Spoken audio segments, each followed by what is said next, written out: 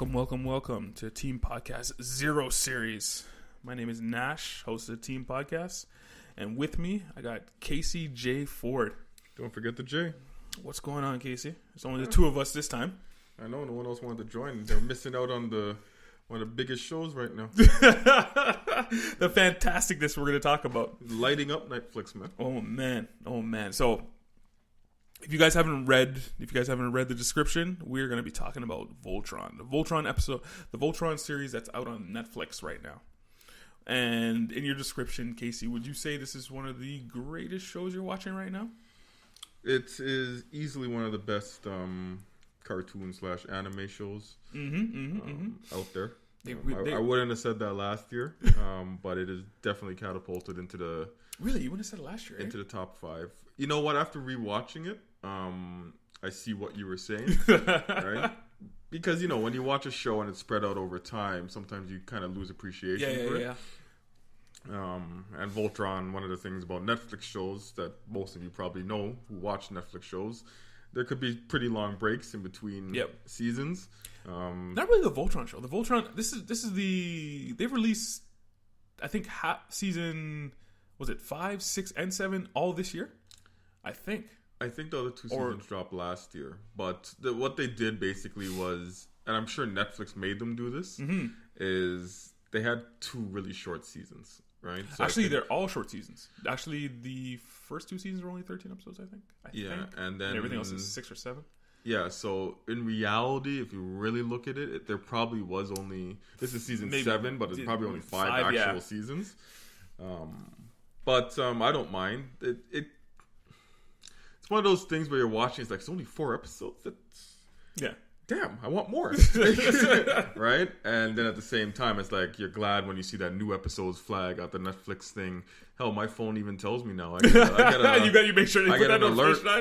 I didn't even choose to get the alerts, so Netflix is doing that on its own. But I was pretty excited when it came out, and I remember I was at home one night, so I was by myself. I was like, you know what? Let me put this on. And I watched every single episode. Are you talking about the first season? 7th season. Yeah. I'm like that when I watch it. Yeah. When I watch it, I'm like, okay, I need a gap of time because I'm burning through all these episodes. Yeah. But it wasn't like a chore. Like, even though you're really enjoying a show, sometimes it's like, okay, I gotta take a break. I gotta step back, right? I know with like Breaking Bad and stuff like that, when I was binge watching that, I had to take a day off or 2, right, while watching it. But this is the thing about this show compared to other shows. And I guess we are talking about a cartoon, but this show is 30 minutes. Yep. Very easily digestible. As far as like Breaking Bad, it's an hour every time. Right. You got to sit down and watch it, right? So that's why I tend to lean more towards movies. I don't really watch TV shows that much because nowadays you have to set aside an hour an episode. And it's a long commitment. This was so easy. Just breeze through it. Less than a day. It's an easy show to watch too, and what I really like about it is this season. And are we doing spoilers in this? Yeah, we're going spoilers. So if you guys haven't watched season 7, we're going to go spoilers. We don't really care. How do you feel about spoiler culture anyway? Well, no, I think that if you don't say spoilers first, that's a big FU.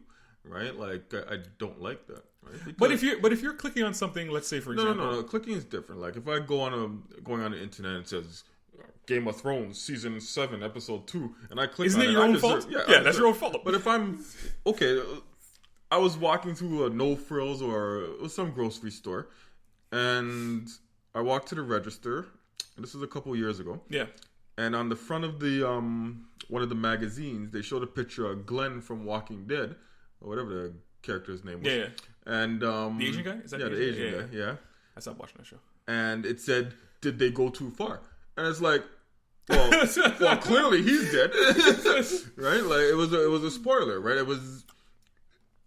But you'd have to think when so I don't even know about that character anyway. So you gotta think that probably happened maybe a week ago, or when you saw that Glenn thing. Whatever happened to that character? It probably happened the previous week. But what if I was one of those people that were watching the show, right? And I didn't want to be spoiled. Like, there's nothing you could do in those situations. Yeah. But even when you listen to the radio and there's a hot Game of Thrones, Game of Thrones is probably the worst show that is for. Oh, they'll start talking about it, and it's like I have to shut off the radio Because I'm just playing music, people. But I don't even listen to terrestrial radio anymore. So if I don't want to hear it, I don't really want to hear it. But But anyway, spoilers for Voltron. Yes. Period. Right? It's because season 7 is the latest season, and season 8 will be the last. I do want to say that this season could easily have been the last season, and it would have ended very satisfactory. Right? Like. Yeah, they technically wouldn't have closed off everything, but they damn near would have closed off 90% of it. So, what do you think of this season? Where's it ranked for you? Is it in the show or just in general? Because you recently watched the entire season. Yeah, I recently rewatched the whole season, the whole series. Sorry, the whole series, not the whole season. It's the best season in my opinion. Wow, really? Of Voltron, best season of Voltron, right? Interesting. Only because go on. No. To me, it's the best season because of you see the culmination of the growth of the characters. I mean, at the end of the day, that's why we all watch TV shows. It's about the characters, right? And some people don't know about that. Some shows don't do it very well. Well, I think at the end of the day, shows that have staying power, the good ones, yes, right? It's about the characters, right? And you actually saw the growth. Right, I mean, technically, you saw the growth through all the seasons, and when I rewatched it, you could see it happening. But then in this season, you see the culmination of that growth, right? You see it with Lance, you see it with all the characters, Pidge, right, Hunk. You see that where they started off from to where they are now, and it's like, wow, like this show did a really good job. And the fact that they finally got back home, right, back to Earth, really to me was a perfect way to show it, right? I don't want to get too far into it. Yeah. Now, I disagree with you. I think this is the worst season they ever had. Really? Okay. Yeah. And actually, the reviews actually proven that this is the worst. Some of the episodes were fantastic, especially the early ones. The ones that you think are throwaway ones were the better ones, actually. And the later ones were actually the worst ones. And actually, if you go on IMDb or if you go on Rotten Tomatoes, it actually shows you, this season, out of all seasons, had the lowest ratings out of all of them. They weren't really bad, but they were the worst rated episodes. I don't know. And it's just some of the stuff at the end where you felt rushed or characters were doing things. I'm like, why are you doing that? That's dumb. And like what? We'll get into it. Mainly with the Admiral on Earth. I couldn't stand that character. She did dumb things. She was meant to be hated. Oh, I know, but she did dumb things. Just dumb things that a person in her situation probably wouldn't have done. It's just stupid. But we'll get into it. Yeah, we'll get into it. I disagree with you. Yeah. I mean, they were dumb things. Yeah. I don't think that it's far-fetched to believe people would do those things. All right. So we'll start off right at the top. Sure. Start off with episode 1. Episode 1 is called A Little Adventure. All right. So this basically starts off where the last season ended. The Castle Alliance is now destroyed. They defeated Lotor in the other dimension, I believe it is. Quintessence Field. Quintessence is the power source they use to power everything. So they found out that Shiro was actually a clone of himself, and they were cloning him, and they had a bunch of clones. So they took his spirit was trapped in the Black Line. They took his spirit and put him into this clone. Now the episode starts off that the clone body is rejecting the consciousness that Shiro was. And at the whole time they're doing this, there's two storylines going on.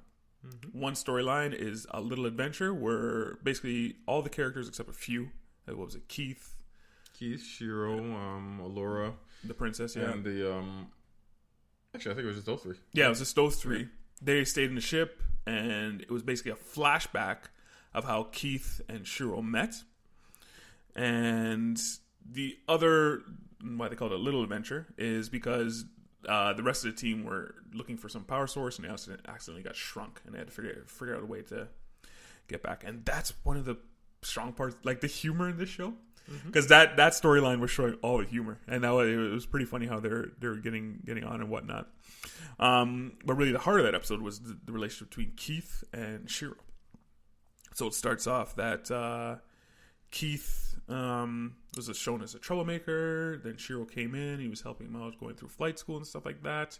And I don't know if you noticed, the head of the class in Keith's school was the James Griffin, who was the fighter pilot that shows up a little later. I actually noticed it the second time. Did you notice the second time? Yeah. I was just sitting in my car one day. I was like, wait a minute, is that the same guy? And I actually Googled. I was like, okay. It explains a few looks that Keith was getting. Yeah. Yeah. And this one had a big whammy, which I never caught on to the first time, but you showed it to me, that Shiro was actually in a gay homosexual relationship. And I didn't catch it the first time. But then when I went through it, because his partner he was staying with, and they had a big fight about, because he has a disease, and they want to kick him out of the space program, and his partner said he'll leave him if he continues. So that was pretty cool. Anything in that episode that you liked or disliked? No, that episode was great. They made the main story was obviously Keith and Shiro's past, right? Because they both had their own little moments in there too. And the good thing about that story was it really did pay homage to what they did in earlier seasons, right? There was no huge change. Keith has always been Keith, right? Yeah. And the younger Keith, you actually begin to see why he was that character. How he became that character, I should say, right? So I thought that was done very well. And Keith is one of the characters that's grown a lot in this TV show. And Shiro, right? It was just good seeing him as this hero, right? That he's always been through the entire became basically show. his father figure to right? Keith. But also all the troubles he was going with his relationship, right? How the disease he had, which they didn't really specify. No. But, which I think they said later, like, he doesn't have the disease anymore. It's a cold body, so I'm guessing not. But the relationship he was in and how him continuing to fly into space, how it was affecting his relationship at home, right? So I think it was handled very well. I think that this episode was great, all in all. Yeah, this one was good. This one was the better episode. Did you notice both him and Keith went out and they're like blowing off steam, so they're flying on the gliders. And that same trick that Keith Shiro did when he jumped off and powered up is how Keith escaped in season 1 when he escaped with Shiro. Did you notice that? Keith or Shiro. No, when Keith escaped. I didn't notice that. Yeah, because so they were going on a glider and it was a cliff, and so Shiro powered off the cliff and then did some kind of trick and he caught back himself, and Keith was too scared to do it. Now go back to the first season. He did the exact same thing to escape with Shiro's body when he crash landed on the planet. So yeah, that was a cool little thing I caught right away. It was good homage back to all the way back to the first episode, right? So it was done really well. What was the other alien, the other girl that they got? What were they from? The Eltane? Yeah, the other Eltane. At the end, when they come back, it's like, oh, where you guys been? They basically yada the entire adventure. That's one thing I will say Voltron probably does better. The closest thing to it may be Avatar. Oh, yeah. Even the filler episodes are good. They're the filler episodes are entertaining. They're funny. And even though I wanted to see the meat and potatoes, right? Yeah. And the action, it was fun. It was a great season premiere. Yeah. A good way to make it a little bit light after the season finale, the previous season, right? I thought it was a great episode. All right, so episode 2, The Road Home. They basically decide we're going to start this long journey back home. They decided to take a trip back home to Earth, which they said it will take a year and a half because the lines aren't fully powered and they don't have the castle line. So it just takes a very long time for them to get back home. So it's a year and a half. Starts off with a bit of comedy where they're trying to decide who flies in what lion. That was about 10 minutes or 15 minutes of a little bit of comedy there. They end up finding a homing beacon by the Blades of Amora. Mm-hmm. It's an outpost that they found was abandoned. It was an outpost that they found it was abandoned. That turns into a trap laid by two of Lotor's henchmen. They're female henchmen. Basically, Lotor has had 5 henchmen, which were basically generals. Henchmen were basically half breeds of the what's Lotor's race again? Sorry, the Golra. So they're basically half breeds of Golra or half breeds with another race, and they're all females. So 2 of their generals, and they were also, I think they were implied that they were also in a homosexual relationship. Okay. It's I don't know if you caught that in the second viewing, but it's cool how they kind of sneak it in, because I know if they just outright say it, there's gonna be a lot of people who are like would probably be outraged. But all the stuff I saw on the internet was just positive about it. I didn't see any. Oh, really? Who cares about the people who are outraged? It's a TV show. Yeah. Right. I really like the way they handled relationships in the show, because it was done the same for all the relationships. Yes. Right? Yes. Whether it was. The hell, they did it the same for all relationships, because all relationships are the same, right? We all want the same thing. Oh yeah. Right, at the end of the day, and they basically did that for this show. It was like it was no big deal, and that's what was great. That's exactly what I like about it. It was no big deal, and it shouldn't be, a big deal.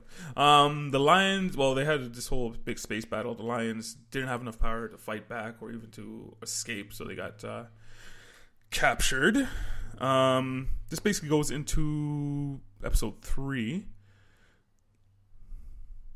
Mm-hmm. Oh yeah, sorry, and it also showed. I have another note that Hunk's Bayard showed a new ability with those pod guns, which is kind of cool. I like that too, because there's a bit of a problem solving that goes on with them, which I liked through the whole series. So they end up being captured by the end of the show. Now this goes into episode 3, The Way Forward, where it continues on from that episode, obviously. I think this is the episode where they actually show that they're a couple, I think, and stuff like that. Now the mice, the wolf, and Koran, they were that was so much fun. That was so funny. Anyway, they were not captured, and they had to figure out a way to free the paladins. Basically, it was Koran just stumbling through everything, and the mice and the wolf basically figuring out how to get them out. One of the other generals, Aksha, I believe her name is Aksha. She was actually helping the paladins, because it's found out that she kind of likes Keith, I believe, or kind of not. It's not really clear. They have a complicated relationship. Yeah, they have a complicated relationship. This stems back to season 4, I think it was, when they actually she ends up trying to help him out. Teams up Koran. They come up with a plan to free them. There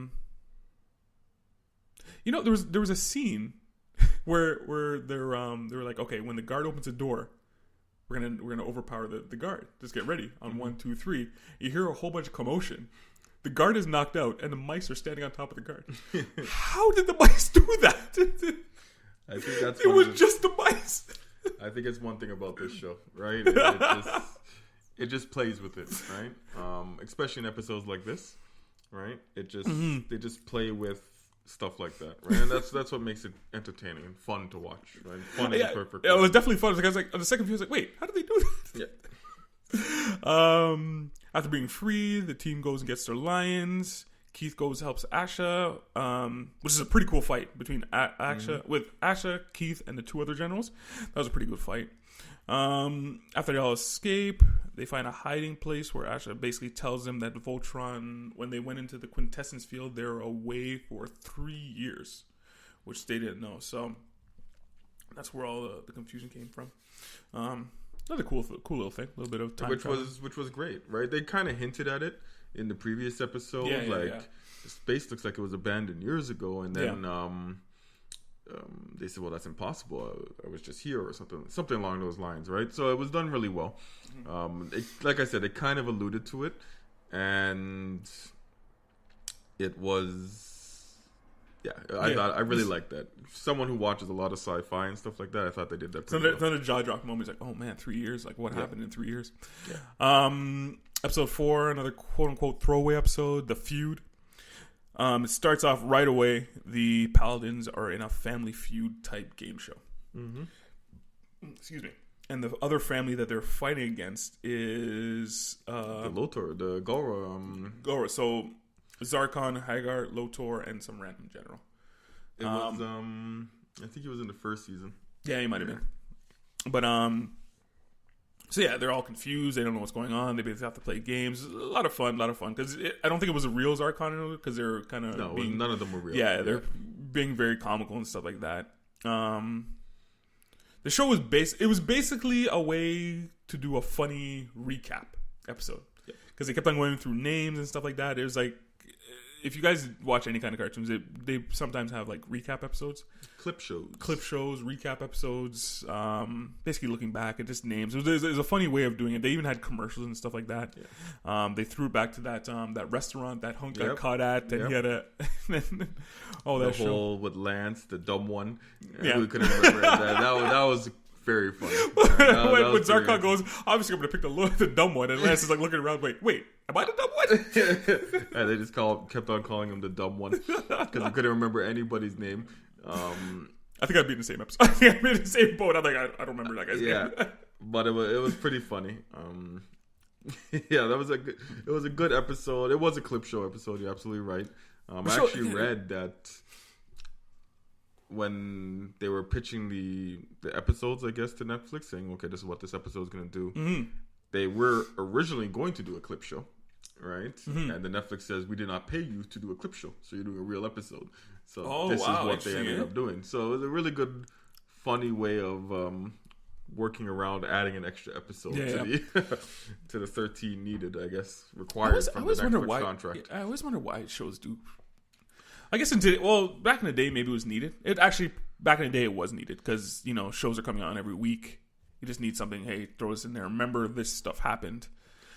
Nowadays, I don't know if it doesn't seem less and less necessary to have actually a clip show. Contractually, whoever the producer is, they agreed to do a certain number of shows. Yeah. A season. It probably gets hard. And they say, okay, we could fit everything we need to do in 12 out of 13. Let's do a clip show.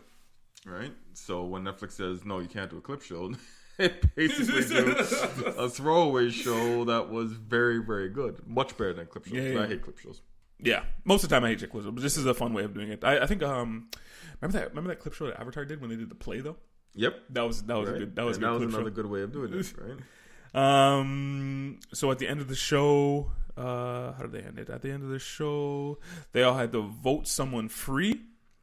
The Paladins all voted for somebody else, and it turns out that was the correct way of doing it. So all 5 people voted for someone different, and every person got voted for, and they had their own reasons and stuff like that. Now it turns out that the creature that actually captured them, the game show host, was an all-powerful being that judges great warriors named Bob.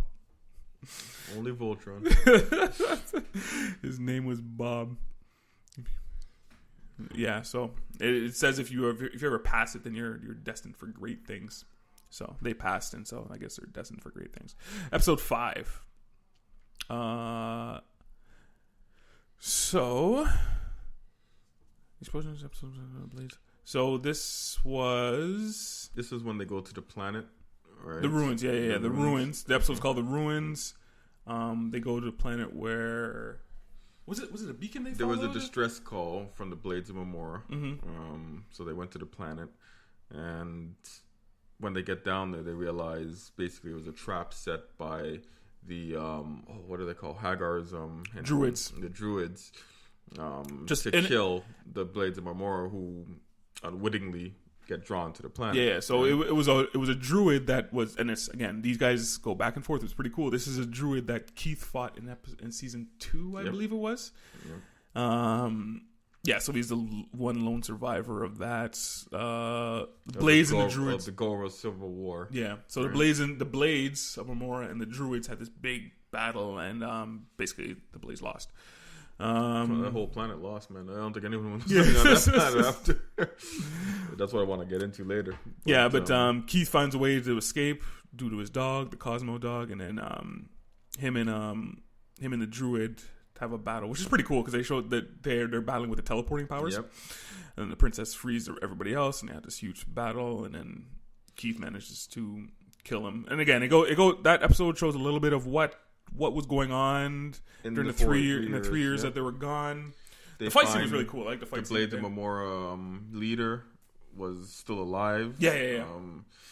And we haven't mentioned Keith's mother has been with him this entire season so far. Well, she was with him halfway through the last season, or maybe through the whole season. To the end of it, pretty much, right? And to the end of last season. And what ended up happening was she decided to go back with the leader of the Blades to figure out if there was any more they could save. So we lost one of the characters that was on the journey back home to Earth. Yeah. Right. So it was a good way, I think, of because I think they had too many characters. That they would have needed to do something with. So it was a good way of. And they're gonna start adding more characters. Pretty soon.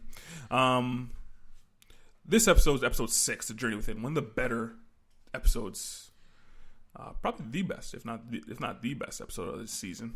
For someone who says you didn't like the season, I mean, we're getting there. We're getting there. We're getting there. We're getting there pretty soon. Probably one of the better episodes of the season. So basically, a magical storm comes out of nowhere, which knocks out the Lion's power and freezes everyone but the Paladins. I think Allura said that. Yeah, their armor probably saved them. Their Paladin armor probably saved them. Mm-hmm. Now that everyone's powerless, the Lions are drifting apart in space. They come up with a plan. The only way to stop them from drifting apart, they'd have to get outside their Lions and tether them with rope. Mm-hmm. The storm comes back again, knocking the Paladins away from the Lions. So the 5 of them end up drifting into space for undetermined time.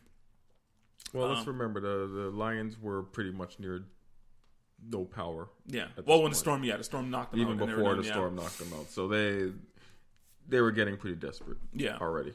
So they're basically just interlocked, and they're trying to keep themselves sane, hoping that somebody's going to come rescue them, even though it's space, and space is really big. Well, they kind of knew. I think they knew no one was going to come rescue them. It was a really powerful episode. Yeah, the 5 of them were just in space. Keith was trying to hold them together as a leader. But over time, it wasn't really clear if they were hallucinating through, because they got attacked a few times. It wasn't really clear if they were hallucinating or. And I like the way they did that. Yeah. You don't know, because at the end of the day, they could have been. Yeah. Right.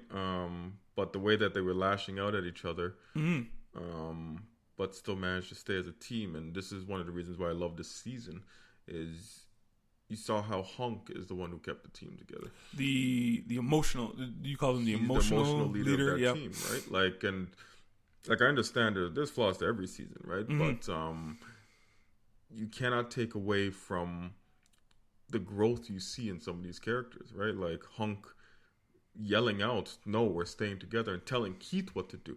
You wouldn't have seen that a couple seasons ago, right? So I mean, I look at stuff like that and say, okay, wow, this is growth, and it wasn't forced growth, right? Like you do see it through the course of the show. Yeah, going back to the feud episode when Lance says, "Hey, yes, Keith is our leader." Yeah. Before he hated Keith, he couldn't stand him. Yep. But he sees through his actions. But even in this episode what are we on? Episode 6. Yep. It even shows that Keith he's a flawed leader. Of course, very flawed leader. And the way he lashed out at the team, it showed, but it shows that he cares, right? And it even goes back to the flashbacks at the beginning of the episode where he's so emotional, right? He's such an emotional character that it directs him, it dictates what he does, right? How he reacts to situations. I think, there's a few times, there's one time at least, because he went off with his mother on an adventure, or did he find his mother on an adventure, where he left the team? He left the team. I think he left the team twice. When he left the team, when he went after Shiro to save him, in season 6, when he originally took over the team and felt that he had to kill Lothar, and that was his only, like, he gets very, when he feels like he's wounded, he has to get back. Yeah. And he does that for the team, right? Like, so that's the type of leader he is, right? And he realizes it sometimes at the end, right? Where he's like, "Oh shoot, I messed up," but he always owns up to it and he tries to fix it, right? Mm-hmm. So yeah, this episode definitely was a bottle episode, right? But it definitely showed. How they get the Lions back in? Basically. Did the storm come back and they called Lions or something? Oh no, that big whale or something or whatever attacked them. Big whale attacked them, and basically they willed the Lions back. Yeah, right. This season went full into magic. Right? Yeah, they're showing more and more of the powers that they had over the Lions. You know what? They have been subtly building that up. Yeah. Through every single season. Right? Because the Red Lions come to save Keith and Lance once or twice. The Black Lions come to save Shiro. Exactly. Like it's happened a bunch of times. So if people are upset about all this magic mumbo jumbo, like it's basically showing. We actually rewatched the show. There's a lot of it through the entire show. My only thing is I'm scared of is which they kind of got away from, and we'll get into it, that the Lions will become all powerful and you can't do anything. Like, they can just basically, anything you can think of, they can do. And that can get to a problem sometimes. Well, no, I think... If they get there. If they get to a point like that. Yeah, right? And I mean, there's only one more season, so I don't think we'll ever see that, right? But I think they're trying to show that it's not the Lions, it's the Paladins. Yeah. Right? Yeah, for sure. And the Lions are just tools. And yes, they do have I don't want to say a personality, but there's a connection, right? And they only are as great as the Paladins, the people piloting them, right? So that's the way I see it. I mean, the show has plenty of...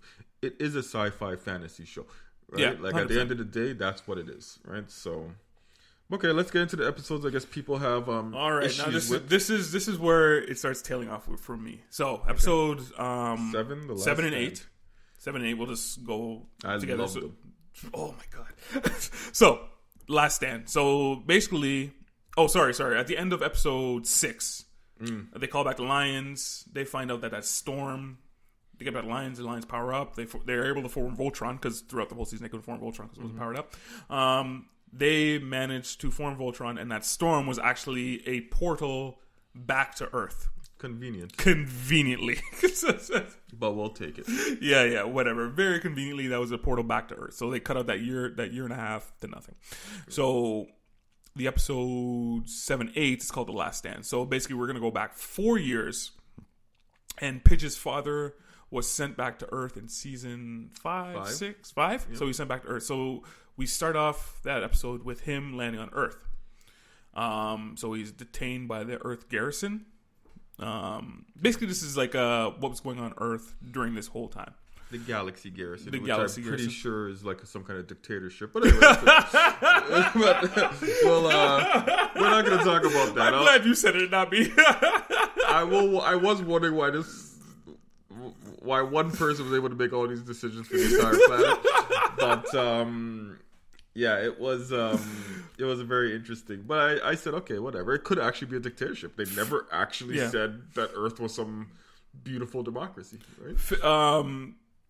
Yeah, full of exposition in this episode. Just, it's for our benefit, but it's just I hate when shows do this. I think this is kind of weak because they just did it this way. They were doing it for us by explaining things, but those people would never talk like that. You know what I mean? What people? You know when they're in a meeting and they're recapping everything? What do you mean? So they're like, I can't even think of an example. Oh, you're gonna have to, because I love these episodes. Yeah, I couldn't stand it, but it was a lot of exposition in there, and it's just like, how's the exposition? That we never knew this happened. No, but some of the things they were explaining is like, yeah, you should know what that is, or something like that. Anyway, I can't think. I should have wrote down an example. I apologize. I think you need to be watching. Yeah, because I don't remember. I watched these episodes. Yeah. I watched the season almost 3 times. Yeah. Right. I've watched it twice, in preparation for this, right?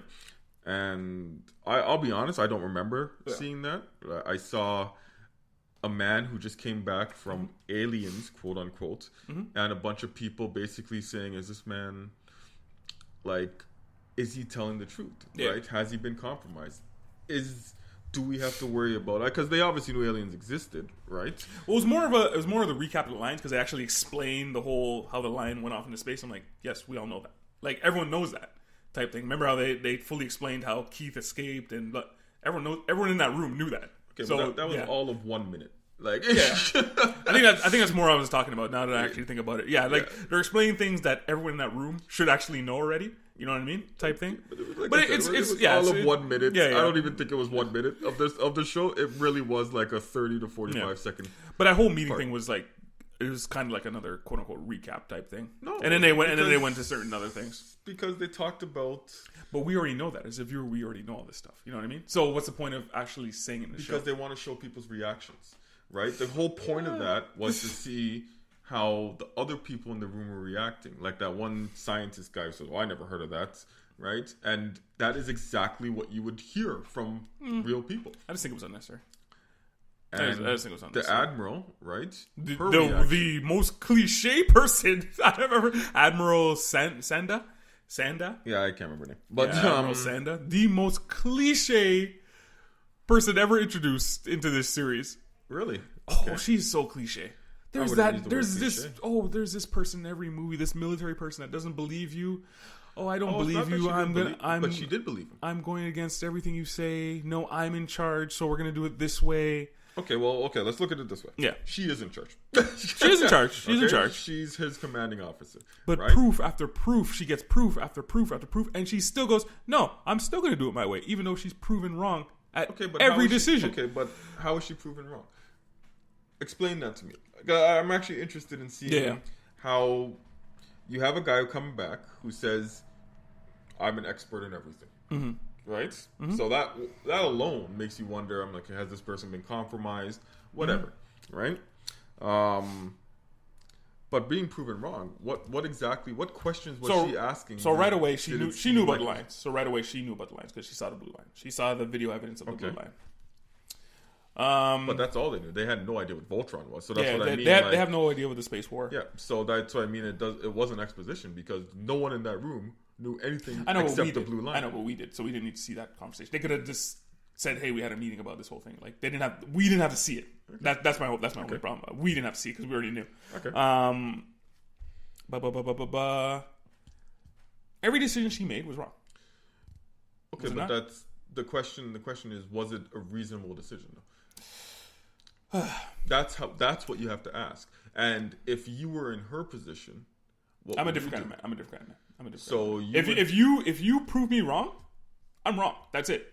I'm not stubborn like that. I'm just not stubborn like that. But what did she do? Okay, let's go through it. What did she do that was wrong?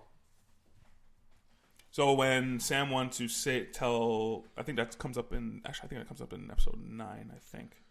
Yeah, so Sam came down and said, "What you want to tell the world? What happened?" Okay. She said no because the world would react poorly. Okay, and I would happen to agree with that. And the world did not react poorly. The world actually came together. Which I found actually quite convenient. That was actually kind of cheesy. Yeah. Right? I actually think the Admiral was right because... But you get that in every... Don't you see that in every movie? It's like, oh, we can't tell the world because I think that's an actual argument people would have. I don't know. I think there would be people in the world who would say, no, we can't tell everyone. And then there are people who say, no, we live in a free society. Everyone should have a voice. Mm-hmm. Right? That exists in our world. So I don't see it as anything that's out of the ordinary or a cliche. I mean, that is normal. Right? Governments do it all the time. They classify information all the time. That we think we can't handle. They don't know. That's the point, right? We think we can handle. Well, you don't know. But that's the point of it, right? They don't want to give that information because they're the ones in power, right? That has existed forever. So I don't think it's cliche. I think it's actually quite normal. So this whole episode, they were trying to prepare themselves, only themselves. They haven't told the world. They're only preparing themselves for this invasion over 4 years. Well, they were the military power of the world, right? Were they in North America or Japan? They're in Japan, right? Yeah, they were in North America. No, I think they were in Japan. No, they were in North America, but they had bases everywhere. Yeah? Yeah. So but they only prepared that one single base. Yes. Because the rest of the world got taken over. They only prepared that one base. Well, they only put up the particle generator. Yeah. Because they were still testing it. So their main base was where they were doing all the scientific experiments. Yeah, and they only had those special fighters at the main base. They only had 4. Yeah. Like, they only were able to build 4, right? Because she didn't tell anybody else. No, that's not why. It's because it's new technology. I mean... I understand. You don't just mass produce planes like that. I'm just saying what they did. They only prepared that one base and outfitted with any new technology, and they're also building that super ship. What was it called? The Atlas. Yeah. So at that one ship, and they built 4 fighters. Yeah. Right. And they built the particle ship. But that to me is actually not that out of the ordinary. Now it became another thing I found. And they didn't expect them to come that quickly either. Yeah. Yeah, because Sam was under the impression that Voltron would have stopped everything. Yeah, they came in a year, right? Yeah. So yeah. What was I gonna say? So the whole episode, they're introducing new characters. They show a bunch of a new fighter squadron, cadets, new fighter cadets. One again, James Griffin. He was the head of Keith's class. There was something else I was gonna say. Oh, the whole time I was thinking to myself, I'm like, this could be a spinoff. Yeah, and they could do it. Did you ever watch what was the other show they had? Voltron Force, was it? Not Voltron Force. No, they had another Voltron, but it was Vehicle Voltron. vehicle Voltrons. Did you ever see that? I can't remember that. That's way back in the 80s. Yeah, it could have been, right? I actually thought that those guys were going to take over for Voltron eventually, right? Be the new Paladins, but I can see a spin-off show of just them on the Atlas. I can see that happening. Yeah, so basically and at the end of the episode, they actually got invaded. Was this the episode that Shiro's partner, he died? Because they scrambled. His episode, that happened in season 2. So basically at the end of season 1, so it's, in episode The Last Stand Part 1, it's all about the preparation. Yeah, so preparation. The commander, Sam, I think his name is. Sandra. Admiral Sandra? No, the commander, Holt. Oh, okay. Right? Yeah. He comes back, he tries to warn the world, but the Admiral won't let him, which I don't think is cliche. I think that's pretty normal. It's cliche because you always see this in every movie. There's always a general that's like, no, we're not going to tell the world. You see it in every movie. I actually agree with that sentiment, yeah. Right? But so basically there was that dynamic between the general who wanted to keep everything internal. Mm-hmm. She wasn't against the technology he was creating. She was actually for pretty much everything he was doing. No, that part she agreed. Telling the world, right? Yeah. So I mean, it's hard. You can't really say every choice decision she made was wrong because she's the one who allowed the construction of the ship. Yeah. She's the one who allowed the construction of the fighters. Uh-huh. She's the one who allowed the construction of the force field. Right? Yeah. Only in the one place. But it was new. They said that they were testing it, right? So they weren't expecting the invasion to be that soon. So I don't think you could call it cliche because that was their headquarters, right? And when they were putting up the particle barrier or the shields, basically, they clearly said, "We're testing this for the first time." Yeah. Right. So they didn't have an opportunity to put it anywhere. Yeah. Right. You don't test things all over the world. You test it in one spot, have all your scientists there, and that's the way you do it. Right. So basically, at the end of this episode, they go through, they build some new fighters, they're training their best cadets in these fighters. They're not the actual military, they're not the actual soldiers, they are still cadets. Yep. Right? And then at the end of the episode, the Galro attack. Yep. Right? And the garrison's able to put up the shields, and that's basically how the episode ends. You do. Shiro's partner was one of the first pilots they sent out. And I think he dies in the second episode. I could be wrong. Is it? No. It was this episode. He dies in this episode. He's one of the pilots that actually went out there.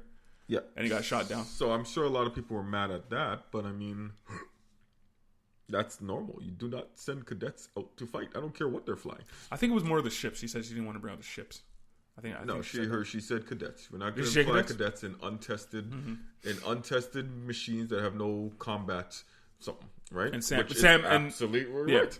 And also in that same episode, Sam and his wife actually went behind the Admiral's back and told the world, and then the world, I think it was in the world at the last minute rallied behind, said, "Hey, let's." Was it the last minute? They rallied behind them, right?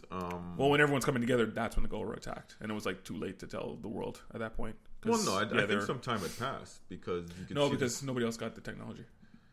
But the technology was still new. Remember that. I understand. Right? I'm just saying nobody else in the world got that technology at all. So it was like kind of too late to tell the world type thing. So whatever. See, so I disagree with that. Yeah, go on. I don't think it was a matter of it being too late. Mm-hmm. I think it was more a matter of when you're doing experiments, you don't spread it out all over the place, especially on military equipment. Mm-hmm. But that is what. Now, have you watched the movie Arrival? Yes. Yeah, love that movie. I think I watched it for the 6th time, like last week. Yep. So what was going on? What the aliens were trying to do is tell the world, work together.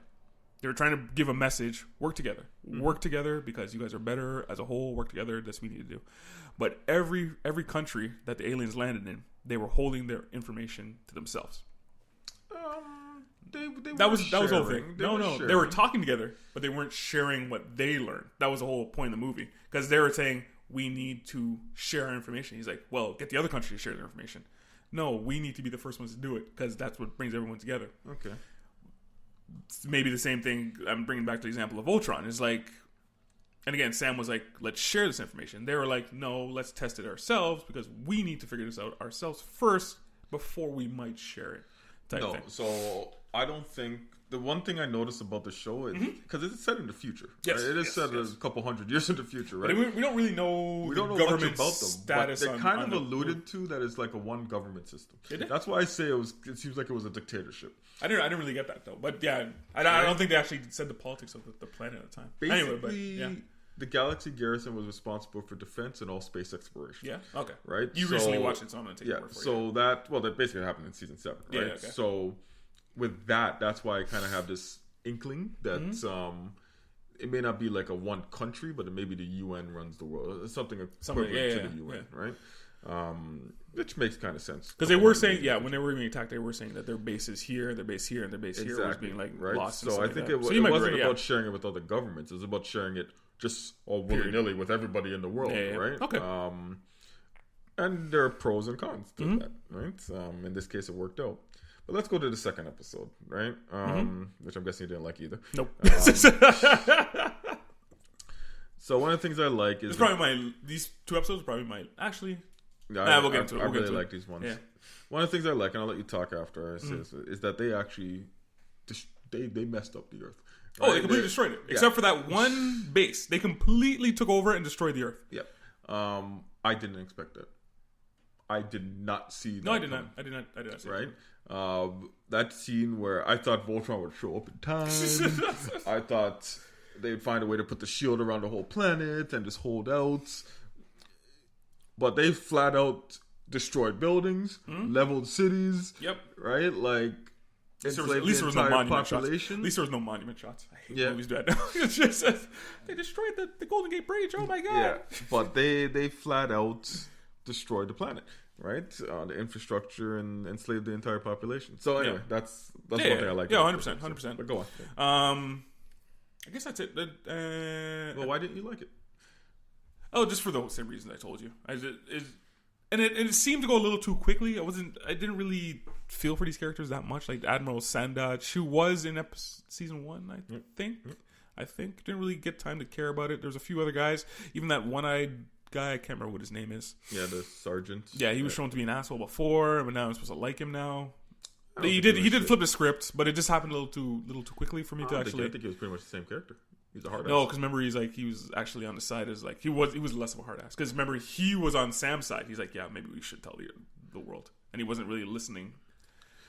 I think he agreed with Sam, but I think he's always been a hard ass. Oh yeah, he's been like a tough ass, but he was more rough in the beginning, I find. But whatever. Okay. Just for the same reasons. Anything else from these 2 episodes? Nope. I thought they were great. I like seeing the fall of Earth, and the fight to win back the planet. I like movies like that too, even though some of them are cheesy. Independence Day 2. Independence Day 2 was awful. Right? That was an awful movie. Oh my god! I saw that on Netflix recently. I don't know why I picked on that movie. It was so bad. That movie was horrible. Episode 9. Yep. Know your enemy. So Voltron is just outside the planet. They were told that don't come to the planet because, especially with the lions, because the Golro will use them as leverage, the people of Earth as leverage to get the lions. So they hid the lions on one of the moons of Saturn, I believe it was. Yep. And then they come down to Earth. One thing that was weird about that episode, all of a sudden Pidge's family had a dog. Did you even notice that? There was a dog there. I was like, where'd this dog come from? I don't remember that. If you ever watch it again, there's just a random dog that they just have. Maybe they had the dog all the time. I never saw it before. You don't even remember it. It was just a random. I'm like, where's that? Whose dog is that? And it comes up and it hugs Paige. I'm like, what the hell did that come from? Another thing I didn't like. Another thing about this episode. Apparently, Hunk's family is more important than everybody else's family. How so? Because they go out of their way to try and rescue them.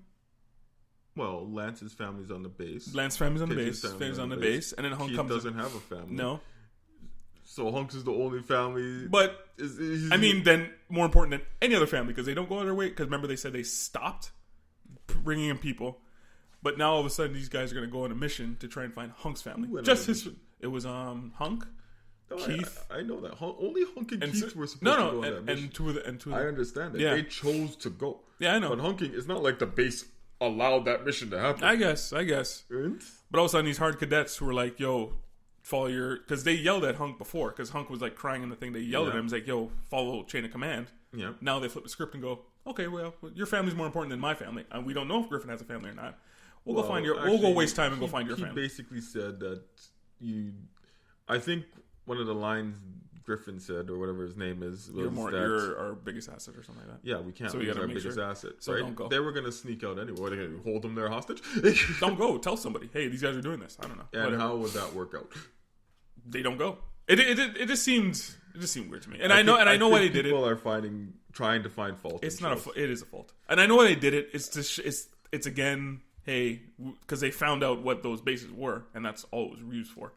They couldn't find another way to go find out what those, because they were giant cannons or something. They found that on a different. No, the same episode, because they were in the base and they had to find information, and they found out what those things were. Cannons. No, but that's not what Hunk and.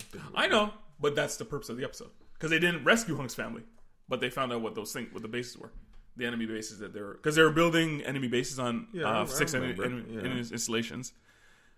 That was basically the point of it. It wasn't the rest for us. That was the point of it for us, the viewer.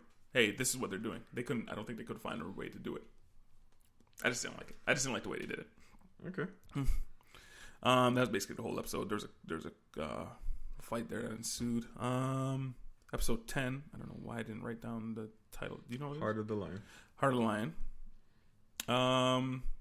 I think it starts off to give to get back to the base. I think it starts off to give Shiro a new arm. I believe it is. Yeah, they gave Shiro arm like the villain. I have his name written. Sandek. Right, and it was he's kind of armless for the entire season. Yeah, actually, he was armless for the entire season. Right.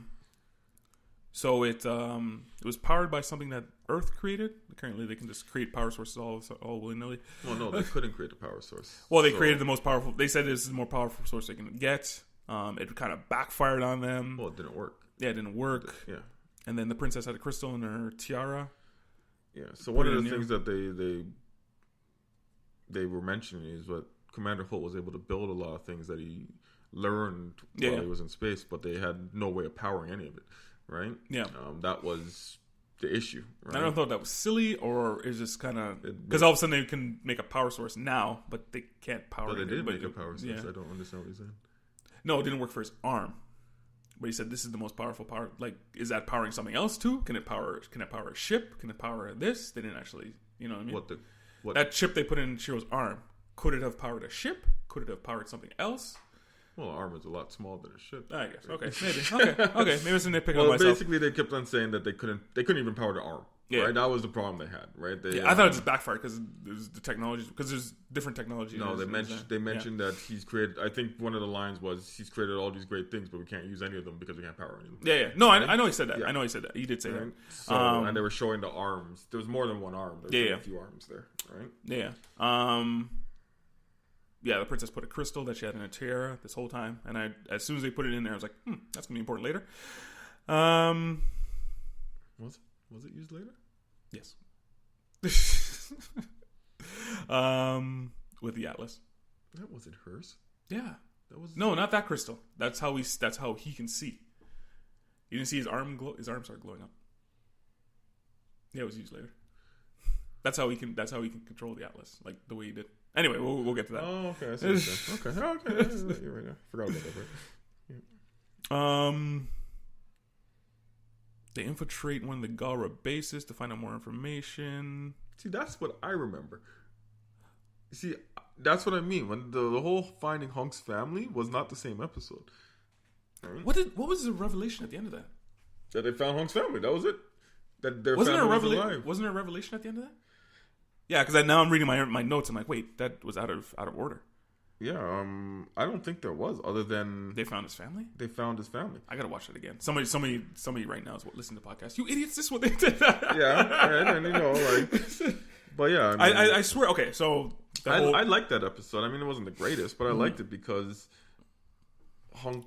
It showed that Hunk was willing. He was going to leave the base to find his family, regardless. Yeah. He loves his family, whether he had to do it by himself. Yeah, right. And so anyone bitching about, what makes him so special? What would you do in that situation? I don't know, dude. I don't know. Like, I mean, I understand. Well, understanding that I am one of the most important people here. What would you do? I don't know. That situation? I don't know. I have no idea. I'm not even gonna try and say that. Anyone who says, "Oh, I'm gonna be bigger than that," shut up. Yeah, give me a break. Right? Yeah. So yeah, so okay. So Guys, apparently, I got this all mixed up. He's not a soldier. No, he's not. And that He's is not. something they clearly have shown. They've shown it many times. Yeah. Entire length of this show. He's also right? said, yes, one of my dreams is maybe to give up the Lions or whatever. He's not. So a soldier. I mean, people must be watching a different show if that's what they think. All right. So I called you people out. I think he's just talking to me. So I think that So I got that confused. So basically, they wanted to figure out what the 6 bases are that are being built. They infiltrate some of the bases. And once the princess has a lance, it again explores the princess and Lance's like budding relationship, on and off budding relationship. Even though the princess is going around sleeping with everybody else but him. She hasn't slept with anyone. She's been with Lotor. She's hinted at Keith earlier on. I'm not saying sleep. I'm not saying literally sleep with everyone. I'm just saying she's she's going around to other people. And that's one of the things. But like I said, it's one of the things I liked about the show is when you watch season 1, Lance is a goof, 100%. right? And that's how she saw him basically for the entire show. He's matured. He very matured. In this season, you could see that when he does certain things, I think that's when you see the glance, right? Yeah, I think it happened before. Yeah, the maturity of Lance happened before this season. So she's beginning to like the leader he's becoming, because that's let's be clear, like Lance is becoming, he is second in charge of that team. Yeah, right. Like when Keith isn't making decisions, it's Lance saying do this, do that, so on and so forth, right? So she notices that, and she's obviously attracted to powerful men. Oh, you're a leader? Oh, I like you now. Right. So she's attracted to strong. Not powerful, but what's the word when not committed, forceful alpha males, whatever you want to call them, right? That's her thing, right? So, I mean, whatever. Everyone has their thing, right? And I think that plays a part in it, right? So I don't think it was convenient or anything. I think it was just. I'm not saying it's convenient. I'm not saying you are. I'm just saying I think she sees the man he's becoming, right? And that's why I really like the character of Lance, because you really do see the man he's becoming. Who's your favorite character? That's a really good question. Because you keep saying, you keep mentioning these character traits. I personally tend to go, like, I'll give you another example. Who's your favorite Ninja Turtle? Well, when I was a kid, it was Raphael. Yeah, because he was a badass, right? He's like a badass, right? And Keith is the Raphael of He wears red too. Funny enough. He is the Raphael of Voltron, right? But who's my favorite character? It is a really good question, because I like Lance, I like Keith, I like all of them. I mean, it's really all of them have. I tend to pitch is probably my least favorite, but Princess somewhat too. I like Moran. Right? The ones you put forward, I really like. I tend to go for the leaders. I tend to like my favorite Ninja Turtle is Leonardo. I like Shiro the best. Shiro's my favorite character. Shiro's great, but I don't agree with all of Shiro's choices. No, he doesn't have sometimes they're a bit too noble for me. Yeah.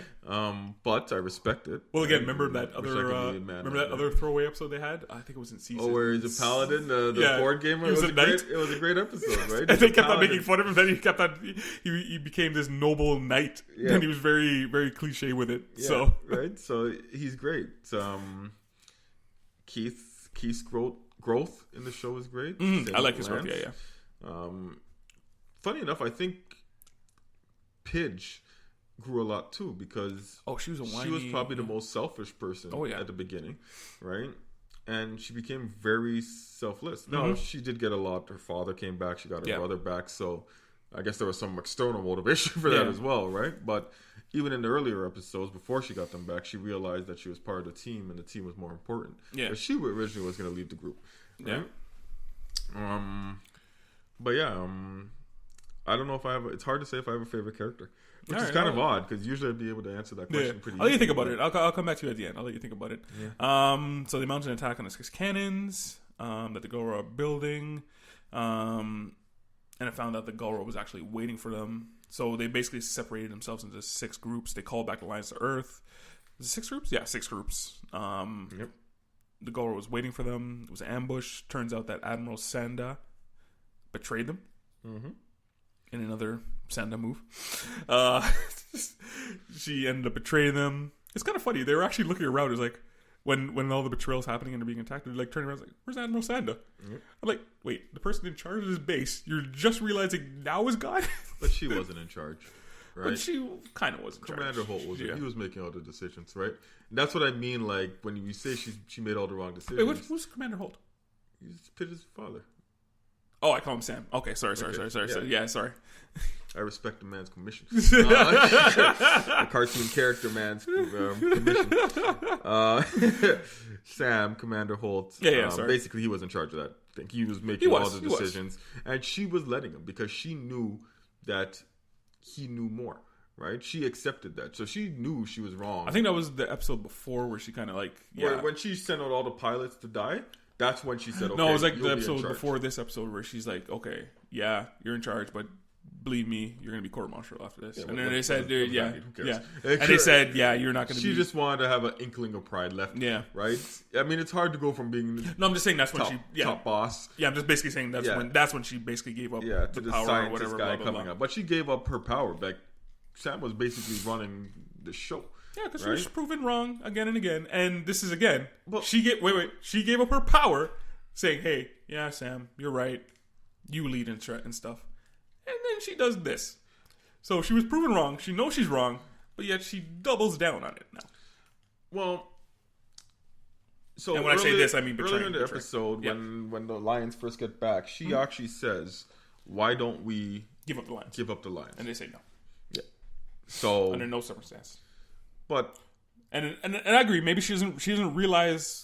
She probably doesn't what the Lions actually are and how powerful it is. One, she actually believes, and this is naive of her, of course, that the warlord is going to leave Earth once the Lions are gone, right? Or once the Lions are his, right? That is naive. That was stupid. That was wrong, and no one's going to argue with it. But you look back, even in human history, right? People make that decision. I guess, yeah. All the time. Right? Isn't there a famous one about that? The Troy Armies of Troy or something? No, I think the best one to use would be not pre World War II, but when Hitler invaded Russia. Hitler invaded a part of Germany. It's part now, but it was a different country who took over the land basically after World War One. Right, and Hitler took it, and Britain and France said, "Oh, you can't do that, and if you do it again, blah blah blah." Yeah, and then Hitler did it, and they did nothing. Right, and they backed down, and then they gave up half of. They broke up another country. I think I can't remember. I get what you're saying. My point is people in history do these things. Will appease warlords or appease people like that. To avoid conflict avoid the conflict that they don't think they could win. Okay, gotcha. Right? I mean, at the end of the day, that's what it comes down to. She did not believe they could win. Yeah. Right? So she's like, what can I do? And like I said, that decision, you look back in history, is made time and time and time again. Right? So I don't see it as very far-fetched. That's I guess where my disagreement lies with you, right? Is that, was it stupid? Yes. But it was stupid because we know who this character is, and it's kind of funny because then we can just lead into episode 11 with that. So it starts off with I gave you the Lions, so leave. So basically, the Lions are captured at the end. I should say that the Lions were captured because they're trapped, and they were captured at the end. And so Admiral's like, "Hey, I gave you the Lions, so leave," and he said, "No, I'm not leaving because that always works in TV shows." But I understand. You explained it. Anyone would believe the man is an idiot? She is definitely an idiot. I'm just saying. Yeah. And you said it happens in history. There are plenty of idiots in the world. That's what we got to understand. And I'm glad she's leading the Galaxy Garrison. Right. Well, look who's leading the United States of America. Right. It happens. Checkpoint for Casey. Right. Okay, but let's talk about this episode. So they came up with a plan how to fuel the Atlas. So they basically powered down the shield.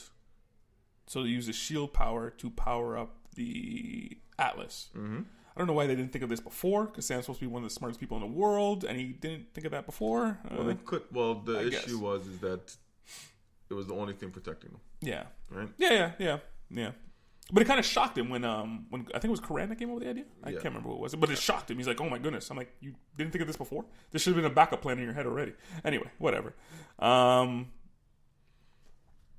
So here comes a cliche in a battle, like power down the shield. Yeah, blah blah. Powers down the shield doesn't quite work. It doesn't work at all. Yeah, it doesn't work at all. It wasn't enough power. Wasn't enough power. No, I don't know. You gotta not like this part when Karan. Oh yeah, I have a crystal around my neck that has the power of the whole ship. Well, oh yeah, I forgot about it. This is the power of our old base plus more. Oops, I just forgot it. It was around my neck this whole time. I wouldn't know if it was plus more. But I will give you that. I did find that to be cliche. I will give you that one. All right? That was cliche. But so that crystal managed to power up the entire ship, just like crazy power, like it overpowers the ship. There's a massive air battle. I didn't realize how big the Atlas was. It's like 10 times the size of the Golra ships, which is kind of crazy. I don't know if it was that much bigger, but it was big. It was pretty big. Yeah. Like there's a scene where the ship comes up and they scan over. I'm like, wow, it's pretty big. Anyway, so the Paladins managed to control the lines from where they were. So they're basically willing the lines and they're controlling the lines in the fight. Yeah, I didn't like that either. And it's kind of cool. I didn't bother that. The part that bothered me, the whole episode, the Admiral is showing remorse. She's like, "Oh my god, I can't believe I did this." Whole time I'm yelling at the TV. I'm like, "You can't believe you did this, you idiot!" Anyway, but I mean that was the point. I know. Yeah. But people look at Chamberlain, who was the Prime Minister of Britain, who basically let Hitler come into power, as an idiot. Not come into power, but amass the power he did as an idiot. Right? That's how he is remembered in all of history. Right? Unfortunately. Right? Everything I know about the man is he's a blithering idiot who allowed Hitler to become into power. Right? So now this is the part I maybe you like it, maybe you didn't. So the Admiral now sacrifices herself to free the Paladins. That was cliche too. And all is forgiven. That pissed me off. So all is forgiven. We're cool with you now, Admiral. Thanks for you didn't want to share our technology with the world, allowing the world to be weakened when you came here. I disagree with that. Disagree with it? That's fine. You are the ones who betrayed us. No, leading to this, and all is forgiven. Yep, can't argue with that. Because she ends up dying. Every season has flaws. Because she ends up dying, and Keith is holding her in her dying arms, and it's. I would have rather and I know they couldn't do this, but if Keith walked over and said "good" and just kept on walking, that would have been better. That would have been more realistic. I will give you that much. Would it have been better if it was a sacrifice that they didn't see but we saw? You think that would have been better? Like they didn't realize, she delayed them long enough for us to survive. Yeah, that might have been better. Like a sacrifice that we know it happened, but nobody else knows it happened. Because at the end of the series, they put up a memorial for her. Boy, when I saw that, I was like, really? They put up a memorial for this woman. I mean, listen, I don't want people to get the impression I thought she was making the right decision. I think she was a blithering idiot too, just like everyone else. But all I'm saying is that these people exist, right? Yes. So we can't say that it's unrealistic. People don't always make the right decisions. I know. Right? But everyone's like, "Oh, all's forgiven, I guess." Yeah, that part was a bit much, right? But all right, so and again, this and then so we're getting to 12 and 13. These episodes. It went a little fast for my liking. I think I have the most problem with this episode. So they put the lines together. They form Voltron. They chase the Golra into space, bringing the fight into space. The cannons are coming together to form this mega beam, I think. So it's taking the cannons forever to destroy the planet to come together. Well, they were on opposite sides of the planet. I mean, it does take some time. Yeah. Now this is where this bothers me. This is where they hit Marvel movie levels of plot problems for me. Okay. It's because the whole time they keep saying the lions can't destroy the cannons. They can't destroy the cannons in time.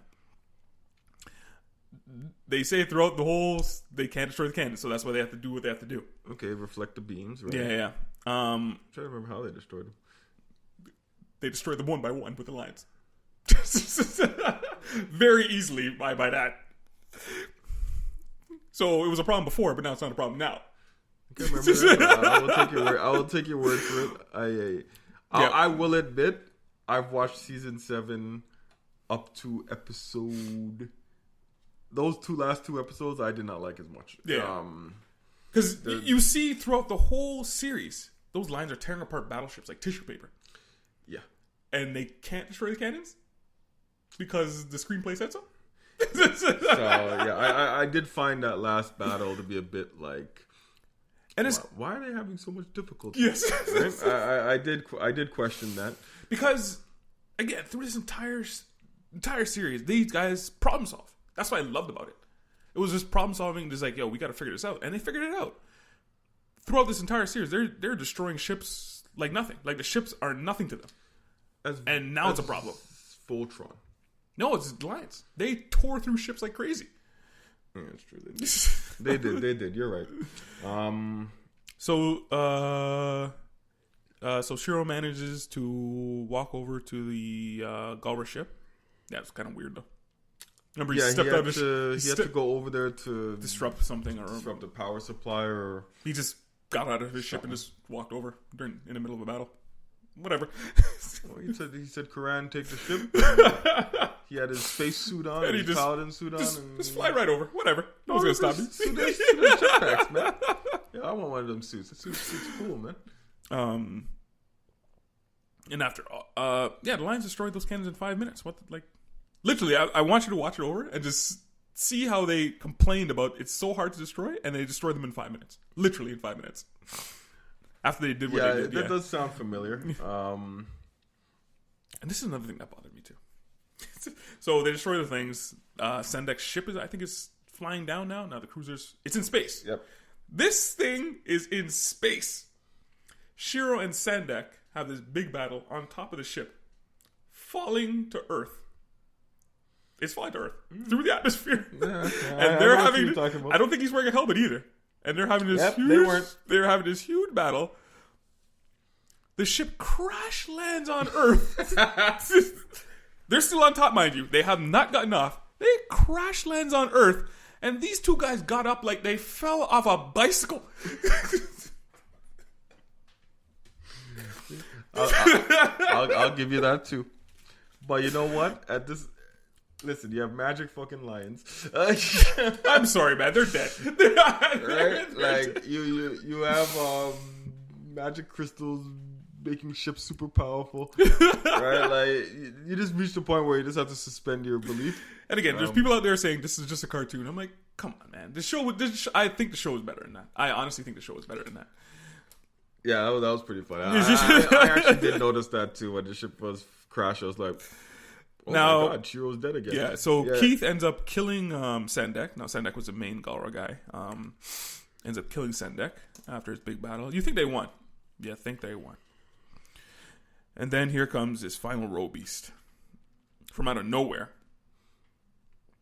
who ends up being more powerful than Voltron. Mm-hmm. Whatever. And here comes Deus Ex Machina. The Atlas can transform. I hated that so much. Yeah, that seems dumb. Deus Ex, like, okay. So the crystal, this is where I told you the crystal in Shiro's hand and the crystal. The show basically went into magic territory. Right? I'm like, come on, man. You guys are better than this. Like, the whole time thinking, you guys are better than this. You guys were able to problem solve through the entire series. And magically the ship can transform. Even though we didn't design it to do that, it just can do it now. Yes. I'm not going to argue that now. The Roe Beast found out to be more powerful than them, but they found a way to destroy it. I guess the center of it was the only part that was unshielded. Yeah. They were able to destroy it. And that was it. That was it. They found an Altean. Yes. On the inside of it. So where did the Altean come from? Dun, dun, dun. Now we both have theories on this. I think they were they was part of Lotor's slaves, because back in season 6, I believe, or 7, 6 or 5. It was 6. You said Lotor had a bunch of slaves, and he was trying to get quintessence or their magical powers. Well, no, the people he had 2 colonies, right? Mm-hmm. So the second colony, he was basically sucking the life out of the Alteans, and taking their quintessence, right? Mm-hmm. So there's no one left on that one. There's no people left on that. Well, we don't know. I don't think that was clear if they were all dead. I think again, you watched it. So remember, Hagar went back into the quintessence field. Mm. She had access to it, so she gained all. Did she go back in there? Yes, she did. Oh, she did. Okay. She did. So I forgot that too. So whenever we watched it, I was like, "Oh, sorry." So those slaves in the quintessence field? I can't remember. No, they were in another planet. They were on the moon of the planet. Okay. They were on the moon of the planet that was the saved Alteans were on, right? But when Lotor and the princess went into the quintessence field, or the magical place where Alteans get all their fancy technology from, right? Hagar went into that as well. That's how her connection broke with Shiro. Oh, okay. That's when they really realized that something was wrong with Shiro. Right? Mm-hmm. Because remember, he collapsed when she went in there and gained all the power. Right? And that's when you realize, that they're linked. That's when the audience realized. And that was season 6, right? Yeah. Okay. So she's obviously going to be the main villain of the last season, right? Hey, don't rule out Lotor or Zarkon. Because Zarkon he was alive somehow. I don't think they defeated him. Lotor defeated him. Lotor killed Zarkon. Yeah, but then he was built into that suit, remember? No, that was Lotor killed Zarkon after he was built into the suit. Oh, did he? Yeah. I don't remember that. Yeah, you're probably right. Yep. All right, so he's dead then. Okay, so I'm not ruling out Lotor completely. It could be Lotor. I won't say it's not. I do believe it's Hagar, though. Yeah. The fact that it was Altean fighting, the fact that the technology was stronger than Voltron's, everything leads to this being Hagar, and Hagar being the final villain. Yeah. And she looks Altean again. So that makes it even more interesting because she's Altean. Yeah. And these new Robies seem to be more powerful than Voltron. My friend just looked at me and gave me a look. He's like, "What the hell are you guys talking about?" One of the greatest cartoons ever. Speaking of which, one of the greatest cartoons ever. So that was Voltron. Mixed reviews in this room, at least. Weakest season, you think is one of the better ones? I think I like the way there was so much closure. And the first couple episodes, I love this season. But even in the later episodes, maybe not the last 2. I agree with the last 2 were kind of the last 2 were more of a segue into whatever's going to happen next season, right? The real chunk of the season was 1 through 10, right? The first few episodes about them being lost in space and gone for years, and the last episodes were about the retaking the planet back, right? But just the character growth for me was what made the season so strong. Yeah. Right? I'm not going to say the stories were the best, right? But to me, that was the strongest part. Hunk, people may be upset that Hunk would risk his life to go see his family, but that's not the person he was at the beginning of the show, right? So the fact that he was willing to go by himself, right? That says a lot, right? And at the end of the season, they were showing like all the other planets and stuff like that coming to Earth, forming like, so this is going to be a major force now, I guess, in the universe. Yeah, to fight back, because the Goro are still out there. They're pirates, basically, no? Yeah. Well, they're not pirates, but there's a massive civil war going on out there, right? So they still have to deal with that, and Hagar is still out there, and God knows what she's doing for the past 3 years. Yeah, she's going to be uber powerful, I think. Yeah. All right, so that's season 7. Maybe we'll do this again for season 8. Probably not. Maybe we will do this for season 8. We'll do this season for 8. I think it's coming out. I think this winter, early next year. I think. Yeah, I think that's what. If not spring, and apparently this is the last season. But I guarantee it will be the last season. I guarantee they're gonna have a spinoff show. Voltron Force. I actually just saw it on Google there, and the characters actually do look very. I was googling. Similar. Yeah, I was trying to Google it. Not Voltron Force. Voltron Force was the animated version because Voltron came out in mid 2000s with an animated version. This is a Voltron Vehicle Force or something like that. Because in the 80s there was actually 2 Voltrons. Oh really? Okay. There was a vehicle one. The vehicle one was very large. I think it was a 25-man team. Yeah, I hope they don't do that.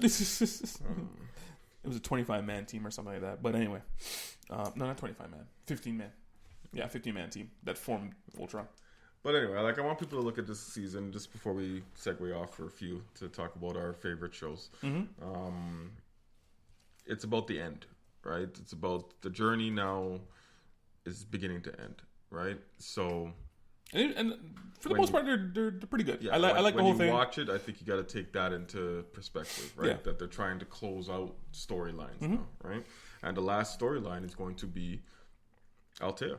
Yeah. Right? That is going to be the last storyline. Like, are there any Alteans left alive? Will Laura be able to rebuild her civilization? Right? Because at this moment, she can't. Right? Mm-hmm. So, it should be interesting. I mean, yes, there's that Altean base on the other side of that weird sector, the Bermuda Triangle of space. Right? But, yeah, I think that's going to be the last story. And defeating Hagar, and I'm sure she has a couple more druids left. She has always been one of the most interesting. No, she abandoned the druids. Oh, she did? Okay. Yeah, she doesn't have any more druids. She abandoned them all. But she's always been one of the most interesting villains, right? Yep. Especially her backstory is great. Mm-hmm. It was done so well, man.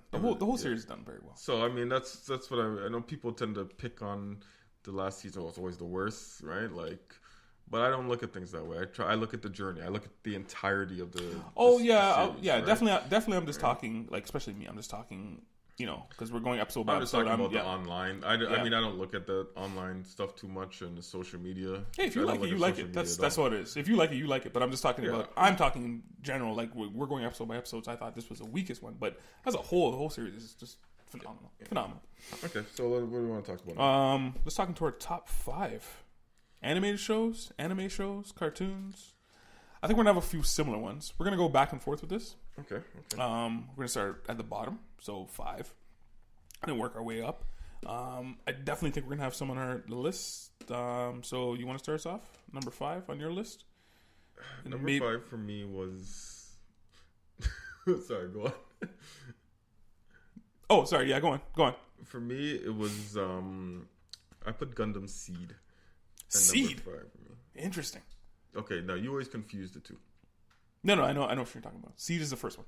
Seed is the first. Yeah. Seed is the first one. I put that one in because I think for me that was one of the.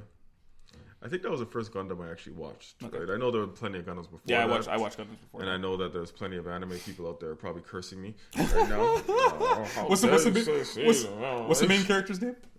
Kira. And he's probably one of the most hated characters in all of anime. He is annoying as hell. Sleeps with his friends' girls. Sleeps with his friends' sisters. He's a whitey baby. He is a horrible. But he's made out to be virtuous in the show. But he's actually horrible. But I think that's what I really liked Gundam Seed just because of the story.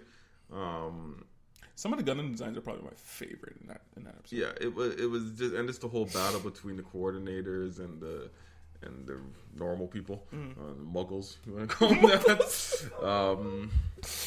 Now, I think Gundam Seed is kind of like a Matrix and Matrix Reloaded. Because Gundam Destiny... I said Seed. I did not. I know, I understand. Yeah. But most people take it as a whole, and Gundam Destiny definitely drags it down. If that was the case, then yeah, you're right. I wouldn't be able to do that. But I consider them two separate shows. Yeah, that's fair. Gundam Destiny to me is like... Trash. What's the equivalent? Like, when there's something like a great movie, and then another movie comes out, and you just pretend it doesn't exist. Yes. That's what Gundam Destiny is to me. I just pretend that entire show, that 50 episodes I watched, didn't exist. Wait, going back to the Matrix, did that happen to you? Did you because I feel in my own brain, I tend not to even watch Matrix now. Funny enough, because I remember the other ones. It did ruin the Matrix. And the Matrix is probably one of, if I actually think about it, it's probably one of my favorite movies of all time. Actually, if you watch it, it's on Netflix. If you watch it, it's actually still, it's a great movie. But the other one, I just don't watch it. Because the other one, I just the other remember two I don't even watch. But Gundam Seed Destiny is horrible. I would say that. Gundam Seed to me, it really brought me into the world of Gundam. Yeah, for sure. That was your first Gundam series. Number 5 for me. I don't think you've watched this. It's Trigun. No, I haven't. So I'm not going to spoil it for you because there's a twist in it. Okay. It's very easy to watch. It's on YouTube right now. Very easy to watch because I think it's only 30 episodes. Let me write this down. Trigun. Yeah, Trigun. It's only 30 episodes. Follows a guy called Vash Stampede. I actually just watched it recently I literally watched it in a week. Follows this guy. It's a kind of futuristic, kind of cowboyish type world. Very the main character is like, I don't want to kill anybody, but he's shown to be way more powerful than everybody else. He's far more capable and everything like that. It's like a Wild West type thing. Yeah, so very good. And I don't. There's a twist in it, which I don't want to spoil for you. But when a twist happens, you're like, oh, this is what we're watching. Okay. So that's it. That's number 5 for me. Trigun. Okay. What's your number 4? My number 4. I'm gonna go with. I was gonna go with Gundam 00, but I think the beginning of that isn't as good. Just the first couple of episodes, like it takes a very long time to get started off. But so I'm gonna go with Gundam Wing, and that was my first venture into Gundam. Okay. Basically, have you seen? I think you've seen Gundam. I've seen 00 and Wing. Yep. Yeah. So Gundam Wing basically follows 5 Gundam Meisters, as they call it. So 5 guys with Gundams. A lot of good action. I think this came out in 95, I believe. The Gundam designs, probably one of the best ones. They weren't original Gundam designs. They were actually done with 00? No, Gundam. I'm counting Gundam Wing. Gundam Wing would be my number 4. Yeah. Some of the Gundam designs were not original Gundam designs, but they just brought them back from other Gundam shows. Like I think it was Gundam G. There was a lot of those Gundam designs actually in there. Okay. They tend to do that a lot actually in these Gundam series. Again, dealing with all the war stuff. What is war? How does it impact humanity? Typical Gundam stuff. Right. They basically recycle the same, almost sometimes the same story. It's just, for every great Gundam show there's probably 2 bad ones or whatever. Yeah. So yeah, Gundam Wing is my 4. What's your 4? Code Geass. Code Geass. Have you seen that one? No, it's on my That one is a great anime. I highly recommend you watch it. It basically is about a character who gains the ability to make people do things and not even realize they did it, and then they would forget about it. But it could only be used once on a person, and the character. Is this a mystery? Is this a murder mystery or no? It's not. It's a political action. Okay. So the throne of Britannia, so Britain basically has taken over the entire planet. Yeah. And has basically enslaved the people of Japan. And he is actually, his lineage is to the throne of Britannia. I'm not going to give away too much, but he wants to overthrow them because he hates them. Right? He uses this power, but the way it's done, the characters in it, it's a really good show. Code Geass. Code Geass. Yeah. I'm writing that down. Yeah, it is definitely. I've watched it probably 3 times. Really? Yeah, it is. How long is it? My number 3. It's 50-something episodes. Typical anime. Right? 20-minute episodes, 22-minute episodes. But yeah, it's a great anime. It's usually up there in the people's tops list. Okay. I find it to be fun to watch. Good characters, good action, good story. Right? I mean, that's what you get from good shows like that. What's your number 3? My number 3, because I was thinking about originally putting Gundam 00 on here, right? But I hate the way Gundam 00 ends. You hate the way it ends, and I hate the way the ending's pretty bad. Right? And it takes a while to warm up. So so I put there's a lot to like about that, because we both said the same thing. There's a lot to like about that. It's just it's a great show, but that's why I put Gundam Seed above Gundam 00. I just like the whole story in Gundam a little better. Right? I think it ended a little better. Once again, I don't include Destiny in that. Right? For me, Full Metal Alchemist Brotherhood. Ooh, that was going to be my number 3. Yeah, that is. Oh, so you finally watched it? Eh? Yeah. I watched it a month ago. I've been telling Dwayne to watch that for years. Yep. Because I watched it a while ago. And that's another one I've probably watched. I watch it almost every year. Oh yeah. It's not that long. It's not that long at all. It's about 65 episodes, I think. Now, have you watched? I know I watched it. Did you watch the original Brotherhood? Yes. I know I watched it. I just don't Watch remember it's it. the original Full Metal Alchemist. Yeah, I just don't remember it that much. Yeah, it's not as memorable. The characters to me aren't as memorable. There are people out there who like it more, and I'm not saying it's not bad. It's good. Yeah. I just think Brotherhood's better. Yeah, because there are certain things I'm like, wait, because I remember it's a completely different show. Right? I mean, it's not completely different. There are certain things but the story is definitely different. And the story in Brotherhood, to me, is so much larger. Oh, right? Man. Well, if you guys haven't watched Full Metal, it's basically the battle between science and faith. And they introduce that right off the top. Because when they do the preacher that they're going to go fight, and he had the Philosopher's Stone. Yep. And basically the brothers were like, yo, faith, blah, blah, blah. We don't believe in faith enough. But then the next episode, when they had that scientist... and he created a chimera out of his daughter and the dog. That episode was... Oh, yeah. That was the second like episode. Yeah, that was like... Oh, was it the third episode? Could have been. No, it was after they came back from the preacher. So it might have been the fourth. Yeah. I think they introduced him in the second, but then... But so right at the top, they're showing you the juxtaposition between faith and science. The Scar in there, and it was just because everyone learns in that because Scar was all about faith, and then he just figured out yes, it's not all about faith. It's some science because that's what he did at the end. And even the brothers, they were all about science. Yep. And then they realized faith it's so good. Not being able to put Full Metal up at the top of my list is hard because talking about it, I probably should have put higher. I know. I probably to me. It's between that and number 2. Like, number 2 and number 3 for me are very interchangeable. I could easily put Full Metal at 2. But what's your 3? No, Full Metal. Full Metal is mine. I probably should have put it higher. Yeah, I'll put Full Metal at 3. Yeah. I put Full Metal. But my number 2 is, I don't know if you watched this, Bleach. I've watched the first 3 seasons. It's so long. Then I found out there's like 20 seasons to that show. It's so long. But the second season got weird with vampires and stuff. The first season was awesome. You see some animes have filler episodes. They have filler seasons. Yeah. That vampire thing was a filler season. Yeah. It had nothing to do with the main story. Okay, so that's what got me tired off of Bleach, right? It's very long. I think I've watched this maybe 3 times now. The whole thing. Okay. Very long. Very long. Plus you gotta... It goes into 100. It's 200 something episodes. Yeah, well, that's what made me. Like if you don't watch it, I understand. If you don't watch it, I understand because it's very long. I just like the whole thing. The animation is really good. The first season was awesome. Basically, it's they're Grim Reapers. Yep. Done in I can't even know how to explain it. They're Grim Reapers, but they're kind of like samurais in the power. It's kind of like a Dragon Ball type show. It is definitely a Dragon Ball. And it gets Dragon Balls.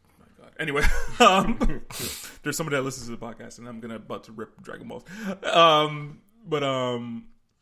It gets into like a Dragon Ball, a little bit better with the rules as far as their powers are concerned, but still, it's like, okay, weren't you just more powerful than that guy before, and now we can beat him? Yeah, that's type thing. It's like, all of a sudden, now you can power up. Now you're more powerful than that guy.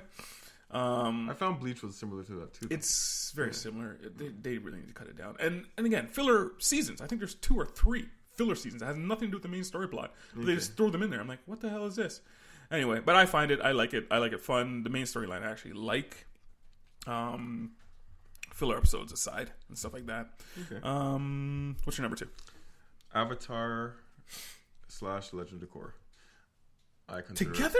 I put them together because I know a lot of people. That's your who number 2? Yep, that's my number 2. Whoa!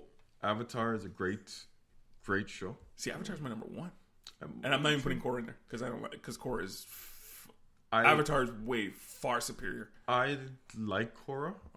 I did not like the second season of Korra, but the first season was incredible to me. Mm-hmm. And part of it is I watched Korra before I watched Avatar. Right? You did? Yep. So I never watched that. Happened? It just happened. That's how it happened, right? I swear we were watching it together. Anyway, I watched Korra before I watched Avatar. So I loved season 1 of Korra, and that's what made me go back and watch Avatar. Okay. Right? Avatar Korra was very condensed, which is one of the reasons I liked it. Mm-hmm. It was still 4 seasons. 4 seasons, but still a lot less episodes than with Avatar. There's a lot more episodes. Yeah. Right. First season of Korra was incredible. The third season of Korra was incredible. Second season was not good, and the fourth season was good. Right. So I didn't like the fourth season. The ending was cool. Yeah. The ending was really cool. Yeah. So I mean, I really liked Korra, but Avatar, you're right, is one of the best. It's up there with cartoons like, animes ever made. Yeah. Right. Great character growth. Great. Zuko. Great story. Great villains turn heroes. And that's one of the things I like. Zuko was so complicated. Yeah, Zuko's not just a straightforward blah blah. He was so complicated. Yeah, and that's one of the best things about anime is that villains are not just evil people. They have reasons for what they do. There are some right? evil people, and but sometimes you see them turn into the hero. Right? If you don't Zuko don't like Zuko at the end of this, you're a heartless bastard. Yeah, right? You are. No, I've convinced my partner to watch it with me. Because I slowly convinced her that, hey, my choices of anime are pretty good. I'm not going to show you everything. So I showed her. So she's like, I don't like. She told me she didn't like The Incredibles. I'm like, are you crazy? Showed her The Incredibles. Probably one of her favorite comic book movies of all time. I'm like, I haven't watched Iron Giant. You haven't watched Iron Giant? Showed her Iron Giant. Bawled her eyes out. Right. Now she's like, okay, I kind of trust you a little bit now. You've been raving about Avatar. Let's watch Avatar. I find people when they hear the word cartoon or they hear the word anime, they automatically think like Bugs Bunny or something like that. Kid right? shows. But a lot of these shows are not. Kids watch them, but they're not for kids. Now I won't show everyone everything. Like Gundam, I probably won't. Some animes you cannot show. Yeah, I'm not. Well, just period. Like, would you show your girlfriend or whatever? Would you sit them down and watch Gundam, for example? No, because I like Gundam because it's giant robots. Yeah, fighting and. Storylines are good, but I mean, but something like Avatar, you have to watch this, because it's really good. Yeah. So Avatar is my number one for same reasons. I just love the character growth. It's Nickelodeon at its finest. I don't think they've ever made a better show. It's really good. Nickelodeon doesn't exactly have the highest standards of shows, but and the things they did was pretty risky because even there was an episode where they showed that Aang ran away, and at the same time they were showing. I just said his name. The little boy burned his face. Zuko. And they showed why Zuko does what he does. And all in the same episode. And they were showing that, hey, Zuko's not all the way evil, and Aang is not all the way good. Yep. And that's pretty risky for a kid's cartoon right there. But it was. Isn't it the same people who make Voltron? No. Okay. It was. This is Voltron's DreamWorks. No, I mean the same writers. That I don't know. I think it's the same writer. I could be wrong. But yeah. My number one. What's your number one? No, I'm very good. Death Note. Oh, okay. That's easy. Okay, I should have known that. I should have guessed that. Yep. People sleep on. Actually, no. People do not sleep on Death Note. Death Note is really. It's a show with no. I shouldn't say no action, but very little action. It is. No, I think it's very. No, I think no. You mean physical action, but I think there's action there. It's kind of like a Quentin Tarantino. It is a mental. Yeah. Not roller coaster, but a mental battle between the two characters. It would be great as a live action, but no one will do it right. Maybe HBO could do it right, but apparently, okay. So, did you watch the movie, the live action movie? No. So apparently, you've heard all the fans cry about it. Now, apparently, the people who never watched the show, they say the movie's good. Yep. But the people who watch the show say the movie isn't good. But because I haven't watched you can't condense a 50-episode anime into one movie. No, you can't. Right? Especially with the complications that they had in that movie. Exactly. But that show, the progression of light. Yes. From good to straight up evil. Yes. But he did it with he started with good intentions. Yes, but then he went straight right? Like, I can't think of a show has really portrayed that as well. Right? Mm-hmm. Yeah, like, and then it was just done, and the interactions around him, how he basically responds. Are we spoiling? Okay, but basically, we said at the top. We said at the top is spoilers. Spoilers for Voltron, but not spoilers for everything, right? All right. Death Note, to me, that Full Metal are my two favorite animes. Avatar, I don't really consider an anime because it's American made. I kind of consider that, but I know it kind of is. But those three are. It's hard to unseat those three. Now, I don't know if I should say this. I'm gonna say it anyway. Close your ears for 10 seconds. The second half of Death Note kind of fell off when that one character was gone. Yeah. So, but it wasn't only the second half. It really was like 8 episodes. Like, that's the thing you need to remember. Like, the second half was 8 episodes. I didn't really. No, it wasn't the second half. That part happened really late in the show. Oh, right. It seemed like it was midway point. Yeah, it does. I'm pretty sure it was.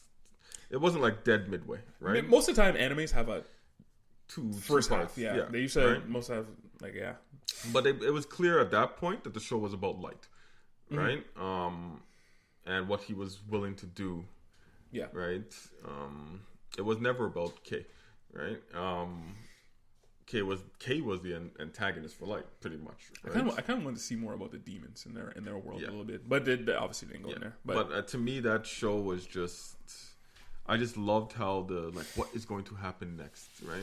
Code Geass has a bit of that, but to me, nothing beats Death Note when it comes to that kind of storytelling. But Full Metal Brotherhood, Avatar, and Death Note, to me, I recommend to anyone who hasn't seen any of those. Now, there are two that we're watching right now. I think there's two. Oh, well, Attack on Titan, you're watching. Yeah, pretty much. I haven't seen the latest season yet. I know the latest season's out.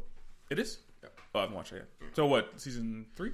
Yep, season 3 is out. Okay, I see reviews on it, so I'm staying away from it until it's all done, and then I'll watch it all at once. Oh, okay. Yeah, okay. I'll wait for it's all done. Maybe that's why I haven't seen anything about it. That threatens to be on this list. That threatens maybe to knock something down. That's a really it builds tension really well. The first season was incredible. Yeah. The first half of the first season was incredible. I got kind of slow in the second. I pulled a Walking Dead season 2. And I can't stand that show. I stopped watching Walking Dead after the blonde girl died. I didn't care. Yeah, that's when I realized I'm like, I don't care about this show, right? So I stopped watching. Anyone who tells me, you need to watch a show, I'm like, okay, we're not going to talk anymore. Right, you like the show, you like the show. But we're just not going to talk anymore. That's all it is. I was dating a girl who loved the show. She watched it all the time. She's like, oh, I have to watch Fear the Walking Dead. And I'm like, so what's that about? She's like, pretty much the same thing. And you obviously broke up with her. Well, not for those reasons, right? But it was. Anything else you're like? Anything else? Honorable mentions you want to mention? Honorable mentions. We basically said a lot of Gundam shows. There's one I can't remember. There's a Gundam show. It's a movie. It's about 2 hours long, but it's like it's real. Like you see people get killed like pretty viscerally in this one. It's like it takes place all in space, and a lot of the pilots don't have arms and legs. I can't remember what it's called.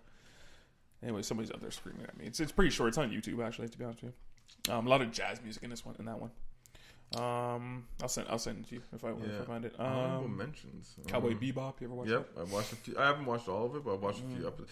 It seems very episodic. In the beginning. Then it becomes a bit more serialized. Yeah. Because that's the way Full Metal starts off. It's kind of like episodic, but it gets most animes do that. One Punch Man. That's another one I'm watching right now. It's really funny. I've seen that already. That's a good one. See, it does what Dragon Balls. Can we talk about Dragon Ball? I stopped watching Dragon Ball when I was a teenager. So can I ask you why? Because it was the same shit over and over. And over. I don't get the love of this show. Like the new season came out. Well, back in the day, the action scenes were pretty cool, but now it's the norm, right? There's nothing special about it, right? So there's no rules about their powers. I don't like of course he's you got defeated and now I'm going to become more powerful than you. I'm like, okay, how? Like. When they turn into a Super Saiyan, and this is my thing about, and I argue with this, probably shouldn't be arguing with Gundam, Dragon Ball fans about this. When he turned to a Super Saiyan, he was able to destroy the planet. Yeah. That's first transformation. So now that he's a god, when he breathed, he should be killing universes. There's no rules to his powers. There are none, right? That's the whole point of that, right? So it goes back to Voltron, right? The rules are convenient, right? Yeah. It goes back to Incredible Hulk. Sometimes he can't fit in a building. Sometimes he can fit in a car. Right? Like it's. But I disagree with Voltron. I think they do it a little better. This last season, they kind of threw a bit out of it. The magic they pulled in that was much better than what they did in Gundam 00. Yeah. At the end there with the love everybody. Yeah, love conquers all. Stupid kids start singing that song. Right? Yeah, because they set up the rules a little better in Voltron. Because to me that's what got me away from. When we can just magically, I'm just all of a sudden more powerful than you. Why? Oh, just because I am. I hate that stuff, man. Yeah, it's. That's my problem with Marvel movies, which I've said many times. Is like, okay, your powers are just convenient for this. Yeah.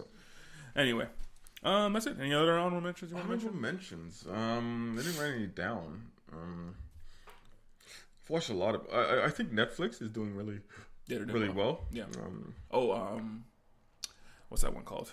Seven Deadly Sins. Yeah, but have they even come up with a new season yet? Yeah, which is weird. I don't know what they're doing. They've greenlit it, and I don't know what's going on. Yeah. There's a show on there called Asian, which is all right. It was pretty cool. I'm not saying it's like a. Isn't that the Gundam ripoff? Is that the Gundam ripoff? No, that's okay. Hero Zero or whatever it's called. Asian it's different. It's different enough, and the story's pretty good. Yeah, that one was pretty. I was like, this is Gundam. Yeah, this is Gundam Seed. Yeah, it's fun. I didn't even notice that. What was one with the Angels? What was one with the Angels? Angels. I told you I was watching it. Then I told you to watch it. You watched the whole thing. I stopped watching it. There was like giant robots, and the angels come down. Again, somebody right now is screaming at us right now. Anyway, I'll find yeah, I'll have to... You I know you've watched the whole thing. I've watched so many animes I honestly don't even remember all of them. I do remember the ones I watch obviously more than once. Code Geass I've seen twice. Yeah. Samurai Champloo is probably apparently a one I gotta watch. You gotta watch. I didn't hear about that one.